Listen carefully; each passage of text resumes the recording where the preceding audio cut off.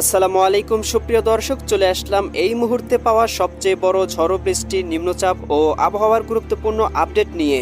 আগামীকাল 15ই জুন রবিবার কেমন থাকতে চলেছে বাংলার আকাশ, সেই সাথে ঢাকা, চট্টগ্রাম, রাজশাহী, খুলনা, সিলেট, বরিশাল, রংপুর ও ময়মনসিংহ বিভাগ সহ ভারতের আসাম, পশ্চিমবঙ্গ, মিজোরাম, মেঘালয় এবং ত্রিপুরা রাজ্যগুলোতে কোথায় কোথায় ঝড়ো বৃষ্টি, নিম্নচাপ ও তাপপ্রবাহের কীরকম অবস্থা থাকবে তার সম্পূর্ণ আপডেট পেয়ে যাবেন আজকের গুরুত্বপূর্ণ ভিডিওটিতে। দীর্ঘ 15 দিন ভ্যাপসা গরম ও তাপপ্রবাহ থাকার পরে আবারও বাংলায় বৃষ্টির সম্ভাবনা দেখা দিয়েছে। আগামী 16ই জুন সোমবার বঙ্গোপসাগরে একটি গভীর নিম্নচাপ ও ঘূর্ণবর্ত সৃষ্টি হওয়ার সম্ভাবনা দেখা যাচ্ছে।